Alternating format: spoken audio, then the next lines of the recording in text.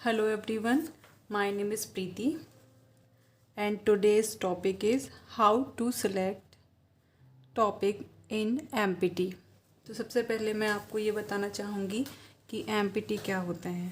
तो MPT के लिए सबसे पहले हमें बैचलर डिग्री करनी पड़ती है जिसे हम बैचलर इन फिजियोथेरेपी कहते हैं। जब ये डिग्री करते हैं उसके बाद जब हायर स्टडी पर जाते हैं तब हमें MPT करना रहता है जिसे हम बोलते हैं मास्टर इन फिजियोथेरेपी। इसके बाद अब इसमें बहुत सारी ब्रांचेस होती हैं। जो भी ये वीडियो देख रहे हैं वो भी ऑलरेडी वो स्टूडेंट होंगे जिन्होंने BPT किया होगा। उन्हें वैसे तो सारी चीज़ें पता हैं कि MPT में बहुत सारी ब्रांचेस होती हैं, लेकिन इसमें मेनली 4 ब्रांच होती है।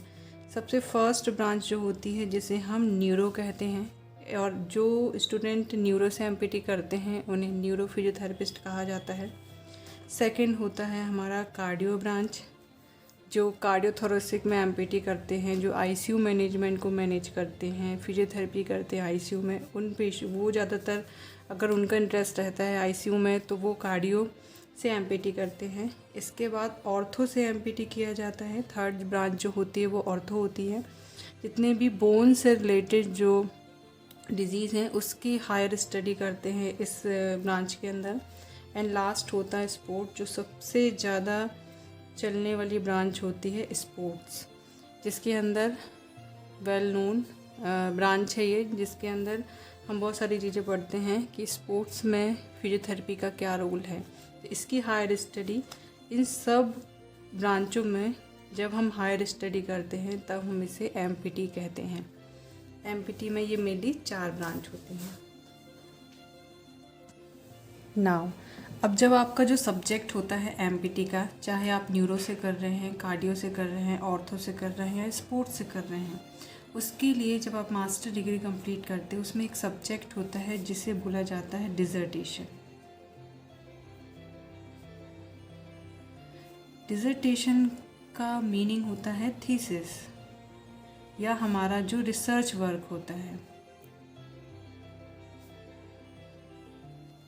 कहने का मतलब है कि जब भी हम या तो डिसर्टेशन करते हैं या थीसिस बनाते हैं या फिर रिसर्च वर्क करते हैं तो मास्टर डिग्री में हमें किसी टॉपिक पर किसी प्रोटोकॉल को अप्लाई करके और एक रिसर्च करनी पड़ती है, और वो आपका डिसर्टेशन या थीसिस कहलाता है। और उसके बाद इसी में जो सब्जेक्ट होता है, जब आपका प्रैक्टिकल होगा तो उसके अंदर फिर इसका वाइवा होता है, और उसके बाद फिर आपका मास्टर डिग्री जो है वो कंप्लीट होता है। अब इसमें अब जब आप किसी डिसर्टेशन को बनाना चाहते हैं, आप कोई थीसिस बनाना चाहते हैं या फिर कोई रिसर्च वर्क बनाना चाहते हैं, उसके लिए आपको ज़रूरत पड़ती है एक टॉपिक की। यही टॉपिक आज हम डिस्कस करेंगे कि हम टॉपिक डिसर्टेशन के लिए, रिसर्च वर्क के लिए या थीसिस बनाने के लिए टॉपिक को कैसे सेलेक्ट करते हैं। उसके लिए सबसे पहले जो आपको एक काम करना है वो ये सोचना है कि आपका इंटरेस्टेड टॉपिक कौन सा है। सबसे पहले हम ये देखते हैं कि मुझे किस टॉपिक में सबसे ज़्यादा इंटरेस्ट है, एंड ज़्यादा से ज़्यादा कौन से पेशेंट्स आपने देखे हैं। जो भी आपका BPT था, आप कहीं ज्वाइन किए होंगे तो आपने सबसे ज़्यादा कौन से पेशेंट देखे हैं, पहली चीज़। दूसरी चीज़ कि आपका कौन से टॉपिक में इंटरेस्ट है। इस तरीके से हम मेन टॉपिक सेलेक्ट करते हैं। तो जैसे फॉर एग्ज़ाम्पल कि मेरा इंटरेस्ट अगर नेक पेन में है तो मेरा ये टॉपिक हो जाएगा, मैंने टॉपिक लिया है नेक पेन। ओके, तो नाउ जो डिसर्टेशन है, आपको जो थीसिस बनानी है या जो रिसर्च वर्क करना है, उसके लिए आपको ज़रूरत है एक टॉपिक की। तो वो टॉपिक को कैसे सेलेक्ट करेंगे आज हम इस वीडियो में वही सीखेंगे। बस हमें टॉपिक सेलेक्ट करने तक ही हमें ये वीडियो मैं वहाँ तक बनाऊँगी। इसके बाद का वीडियो जो है मैं आने वाली वीडियो में आपको बताऊँगी। नेक्स्ट आपको सबसे पहले ये करना है कि टॉपिक के लिए जो भी आपका इंटरेस्ट है, जिस टॉपिक में आपको इंटरेस्ट सबसे ज़्यादा है, तो हमें मोस्ट इंटरेस्टेड टॉपिक को सिलेक्ट करना है, और ये आपका खुद का डिसीज़न होगा। मैंने फॉर एग्ज़ाम्पल यहाँ पे लिखा हुआ है कि मेरा मोस्ट इंटरेस्टेड टॉपिक जो है वो है नेक पेन।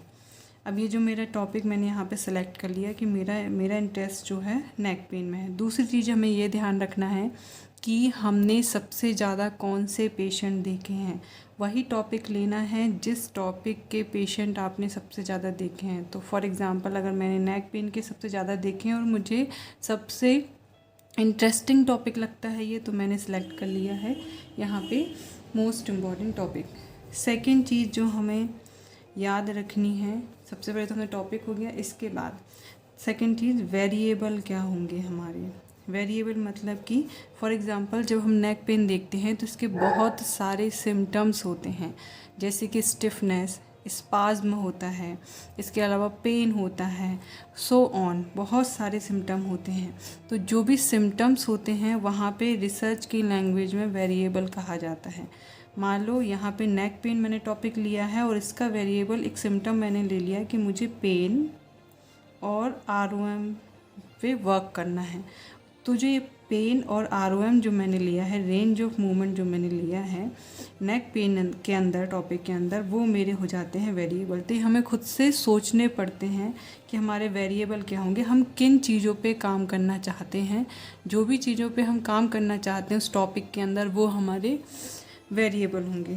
थर्ड हमें देखना है कि हमारा इंटरवेंशन क्या होगा।